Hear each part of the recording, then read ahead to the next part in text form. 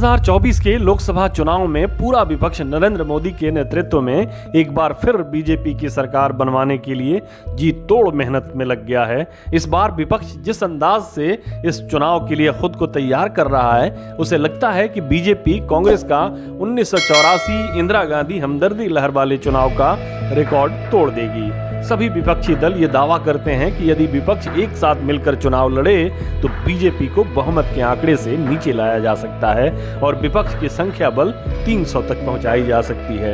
ऐसा नहीं है कि ये बातें सिर्फ हवाई हों, इसके लिए बाजाब्ता रोड मैप भी तैयार किया जा चुका है। लेकिन पेंच यहाँ फंसा है कि बिल्ली के गले में घंटी हम बांधेंगे नहीं, हम बांधेंगे।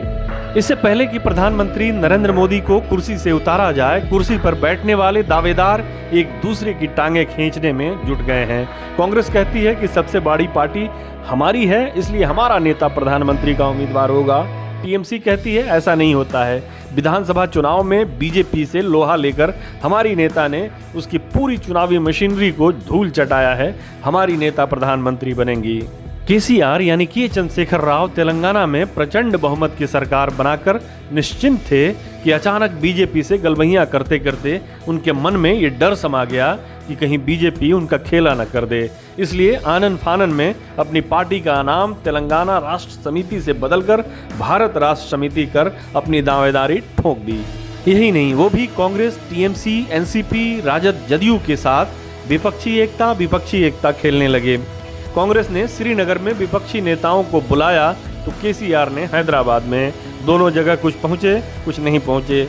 इस एकता की दौड़ में कुछ नेता ऐसे भी हैं जो इन दोनों एकता के बीच खामोशी से अपने लिए रास्ता तलाश कर रहे हैं। समाजवादी पार्टी के राष्ट्रीय अध्यक्ष अखिलेश यादव भी उन्हीं में से एक हैं। अखिलेश यादव कांग्रेस को ठिकाने लगाते लगाते अब कांग्रेस की ओर से प्रधानमंत्री पद के उम्मीदवार राहुल गांधी को ठिकाने लगाने में जुट गए हैं। दरअसल जब अखिलेश यादव 1 मार्च को तमिलनाडु के मुख्यमंत्री एमके स्टालिन के 70वें जन्मदिन समारोह में चेन्नई में मौजूद थे, उस मौके पर उन पार्टियों के ज्यादातर नेता मौजूद थे जो कांग्रेस के साथ यूपीए में शामिल हैं।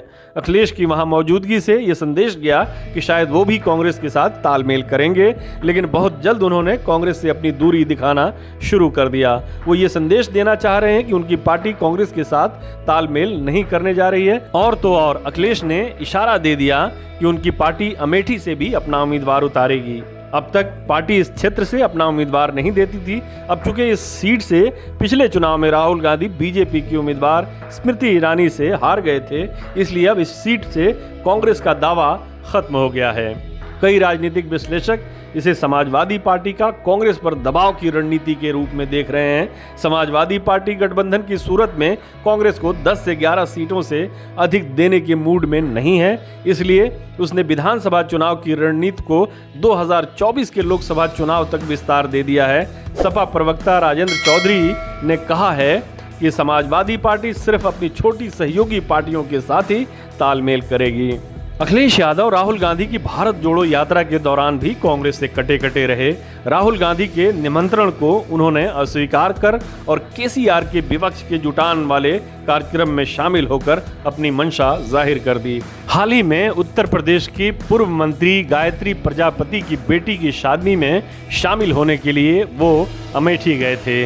वहां से वापसी के बाद उन्होंने अपने ट्विटर हैंडल से जमीन पर बैठी कुछ महिलाओं की फोटो शेयर की और ये संदेश लिखा, अमेठी में गरीब महिलाओं की दुर्दशा देखकर मन बहुत दुखी हुआ।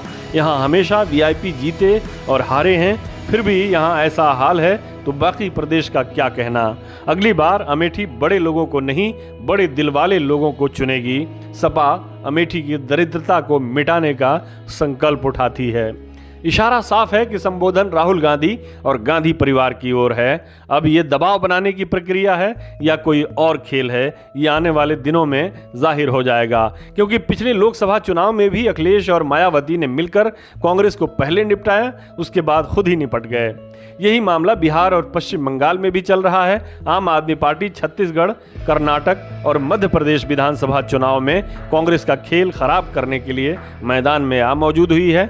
विपक्ष की एकता का सबसे दिलचस्प पहलू ये है कि सभी विपक्षी पार्टियां ये कहती हैं कि मोदी सरकार उनके खिलाफ भ्रष्टाचार के झूठे इल्जाम लगाकर केंद्रीय एजेंसियों को उनके पीछे दौड़ा दिया है। इस मामले में एक दिलचस्प हादसा ये हुआ कि जब आम आदमी पार्टी के नेता और दिल्ली के उप मुख्यमंत्री मनीष सिसोदिया को सीबीआई ने गिरफ्तार किया तो विपक्ष की 8 पार्टियों के 9 नेताओं ने प्रधानमंत्री को एक खुला पत्र लिखा। उसमें सभी पार्टियों के कथित रूप से सताए गए नेताओं के नाम हैं, लेकिन कांग्रेस के नेताओं के नाम गायब हैं। स्वाभाविक रूप से हस्ताक्षरकर्ताओं की सूची से कांग्रेस गायब रही और इसका हिसाब उसने कुछ इस तरह चुकाया कि उसने दिल्ली में एक पोस्टर जारी किया जिस पर मनीष सिसोदिया और आम आदमी पार्टी के एक दूसरे नेता सत्येंद्र जैन की जेल की तस्वीरें लगाकर उस पर केजरीवाल का एक पुराना नारा लिख दिया, जो भ्रष्टाचारी है वही देशद्रोही है। आपने भी तुर्की बतुर्की जवाब दिया। इसे देखकर अब मोदी सरकार भी कंफ्यूज हो गई है कि वो केंद्रीय एजेंसियों का दुरुपयोग किस मामले में कर रही है, आम आदमी पार्टी के मामले में या कांग्रेस के मामले में। फिर वही नारा कि विपक्ष का प्रधानमंत्री कौन बनेगा, हम बनेंगे, हम बनेंगे। हमारे साथ जुड़ने के लिए आपका शुक्रिया। हमारा वीडियो पसंद आए तो इसे लाइक करें, हमारे चैनल को सब्सक्राइब करें और कमेंट बॉक्स में जाकर अपनी राय जरूर दें।